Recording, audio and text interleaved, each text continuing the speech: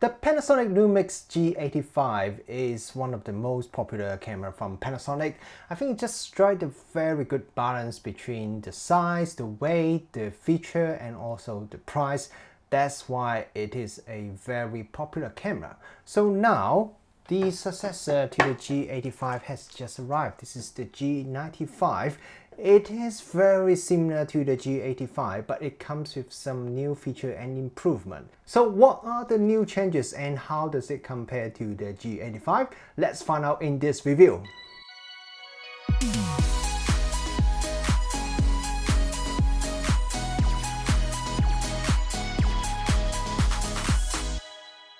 Kia ora, good morning everyone, Richard Wong here. So we have the brand new Lumix G95 here. Next to it we have the Lumix G85. This is actually my own camera. I have been using it to do a lot of my product photos, and also most of the video you see here on YouTube, probably 80% of video were shot using this G85, and all of them are just using this lens, the 12-60 lens, which is also the same lens I have here on the G95. So the G95 depends on what country you're from. It could be called G90 or G91 because it just Panasonic like to use different model number to differentiate between different regions. But in this review, I'm just going to call it G95 because this is how we call it here in New Zealand. So if you look at the two bodies, they look very similar. Very similar design. The size, the weight of the two cameras are very similar. That not only the body is weather sealed, the 12-60 kit lens is also weather sealed, and also this one, the 14140. This is the new version. It is also weather sealed. So with either of the kit lens, then you don't have to worry about if it's raining or snowing outside. So you can still keep taking photos or videos when the weather is not perfect outside.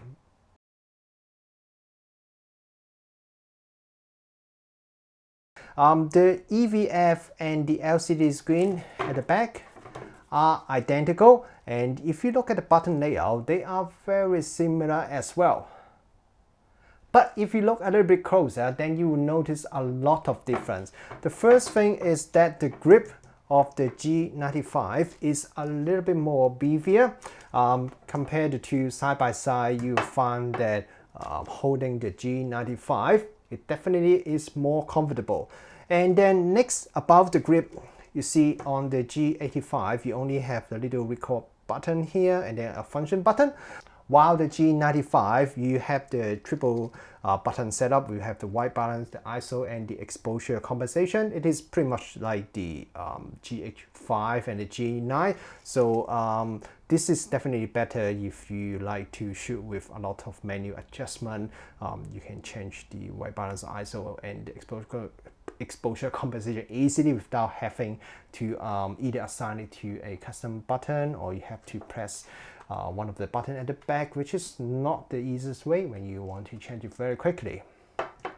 The G95 retained the little pop-up flash at the top of the camera, which can be really useful when you want a bit of feel flash or when you're shooting under really dark environment.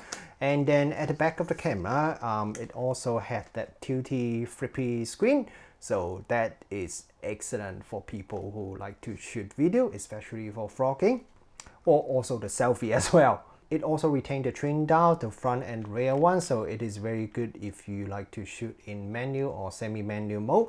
But there's still no front custom button at the front of the body here. If you are a G85 user like me, pick up the G95, you feel right at home straight away because it is very similar, but I think you also appreciate the few changes and improvement. I really like this slightly deeper, beefier grip. It just make the camera feel a lot more comfortable when you hold it in the hand.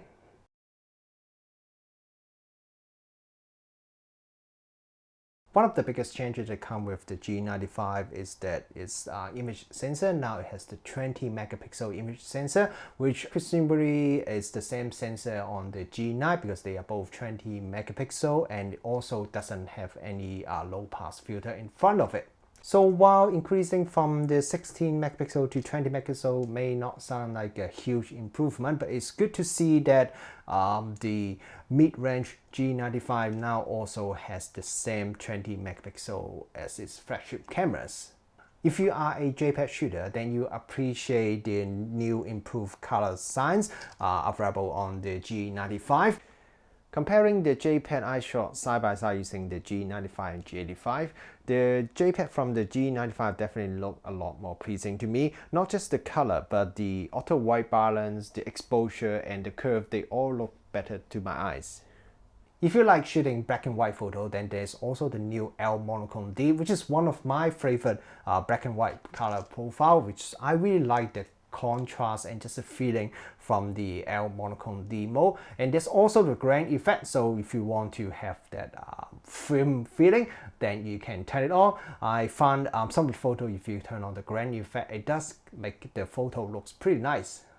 There are also two new auto white balance mode. There's the AWBC, which gives you slightly cooler, more bluish color tint, and also the AWBW, which gives you slightly more reddish color tint. I've took some comparison photo using all these three different auto white balance mode, and I would say even when I'm comparing them side by side, the difference is actually pretty subtle.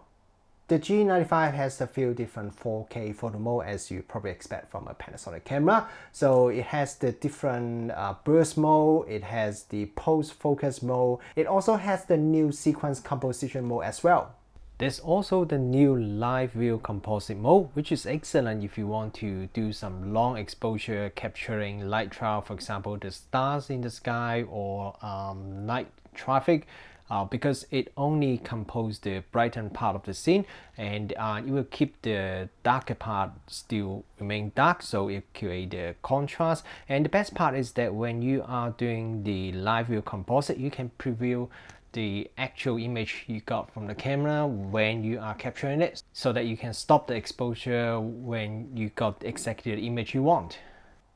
In terms of the image quality, because right now I still don't have the raw reader, so I can only compare the JPEG file from the G95 and compare it with the G85. And overall, I think the picture quality is pretty similar between the two cameras. Obviously, the 20 megapixel G95 does give you more resolution, allow you to resolve a little bit more finer detail when you are capturing using the same detail, using the same lens. And I also compare the high ISO performance because I'm not too sure if the increase in resolution would make any adverse effect in terms of the high ISO performance. So I've normalized the output resolution of the photos from the G95 and G85 and then compare them side by side. I would say the high ISO performance between these two cameras are virtually identical, so there's no improvement from the G95, but there's also no degradation because of the increase in resolution. According to Panasonic, they have made some tweaks and improvement to the autofocus system. Now, I can't really tell if there's any difference or improvement when taking photos because both cameras, I think they are both focus very quickly and accurately when you are taking photos. But when you are taking videos, I do notice the G95 seems to be able to detect and adjust the autofocus quite a bit faster than the G85. And more importantly, with the G85, while I think overall the autofocus, even the continuous focus is working okay, but from time to time it would stuck on the background when you change the focus from far to close distance. The autofocus will just stuck on the background. But with the G95, so far I think that problem, I think it has been resolved or mostly resolved because I really don't notice that problem anymore in the last week or so when I'm testing this camera. So overall, I definitely think the G95's autofocus system is quite a bit better than the G85. It is more reliable and also responds quite a bit quicker. I've shot a bit of side-by-side comparison video using these two camera mounting side-by-side. So yeah, follow the link below and you can see the comparison video. The G95 also has the dual IS system, very similar to the one on the G85, and Panasonic claimed the dual IS system is effective up to 5 stops, and I did some testing using the G95 with this 1260 kit lens, and my result is between 3 to 4 stops effective, so somewhere is around 4 stops, somewhere is a little bit lower. This is not the same as the factory rating, but as I mentioned in pretty much all my review, my test is different to how the factory tests the IS system, and my test is normally between 1 and 1/2 stop lower than the factory rating. So this is pretty consistent with all my other IS test results. The G95 also has a IS lock image stabilization feature for shooting video. So when you turn that on, and the camera will try to lock on and hold a certain position when you're shooting video, so you could handheld the camera and shooting at pretty long focal length, and you can still get a very steady result.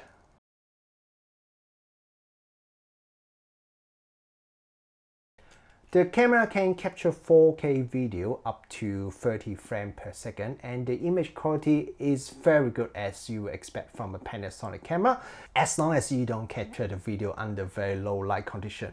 There is still a small crop when you are shooting 4K video, pretty much the same as the G85, but if you are shooting Full HD video, then there's no cropping at all. And if you are shooting 4K video, then there is no maximum time limit, so you can shoot as long as your memory card and your battery can last.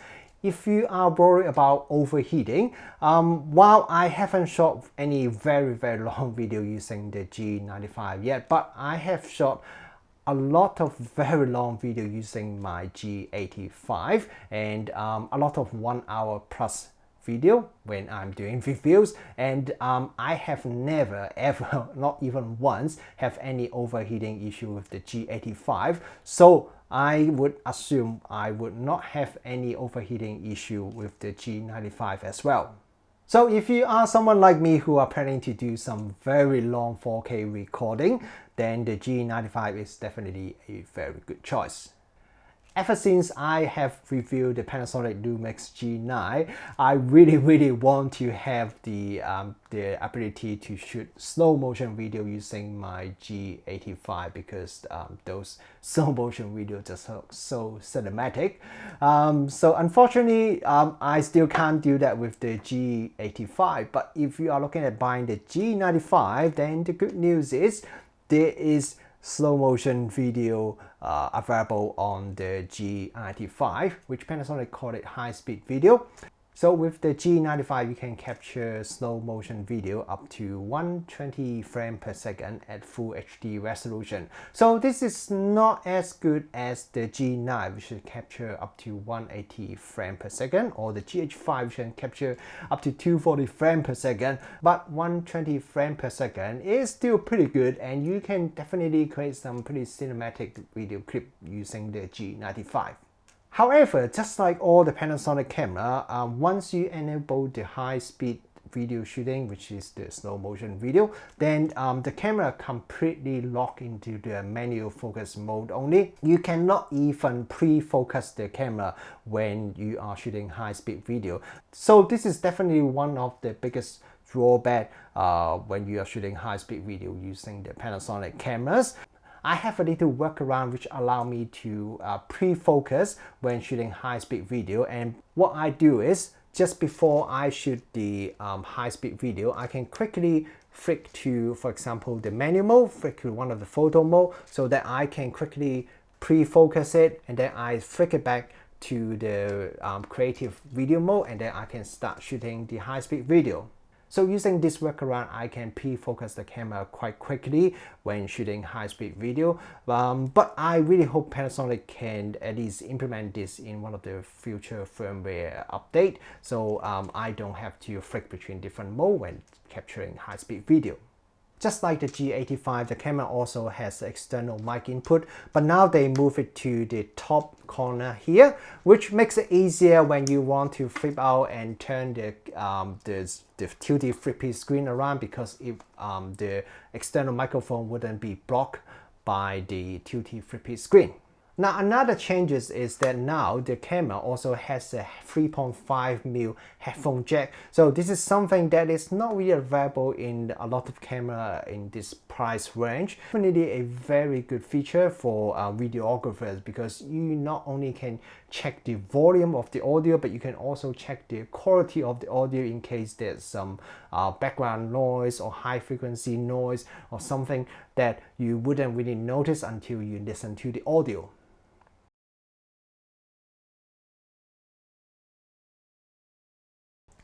One surprise that comes with the G95 is that it comes with the V-Log color profile, which allow you to capture a wider dynamic range. This is something that on the G85 you have to buy it by paying extra money, but it comes pre-installed with the G95. Now the downside is that the V-Log available on the G95 is only an 8-bit one, unlike the 10-bit one that's available on the G85. But Panasonic claims it can still allow you to capture up to 12 stop of dynamic range, which is pretty good, quite a bit better than the normal color profile.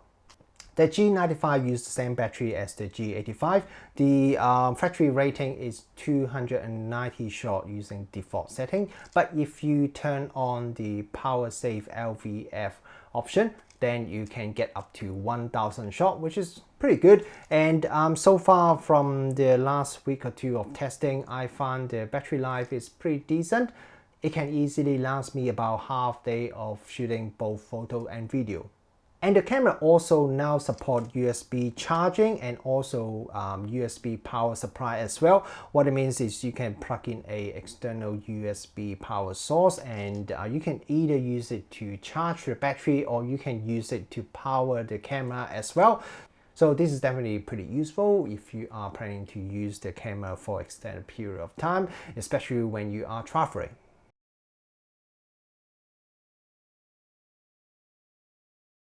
Overall, the G95 is definitely a continued evolution of the G85. While there's no any fundamental or dramatic changes if you compare the two cameras, but the new 20 megapixel sensor, the new improvement in color science, and also a few changes in the JPEG output, the improvement in the autofocus performance, the new high-speed slow motion video mode, and a few improvement in the body design, the better grip, the new triple button setup at the top of the camera. So all those changes together does make the G95 definitely a better all-round camera for all sort of users, no matter you are a photographer or videographer, a beginner or a advanced shooter, or if you are a vlogger. I think there would be some improvement for all type of users. So I think the G95 could be a very good camera for people who want to do a bit of travel photography and videography as well. And if you are interested in buying the G95 as a vlogging camera, I've also uploaded another video that talk about using the G95 as a vlogging camera. So remember to check out, I have put the link below. Thank you very much for watching this video. If you haven't subscribed to my channel yet, please subscribe, and feel free to leave a comment below if you have anything you want to talk about the G95. And thanks again for watching this video, and I'll see you next time.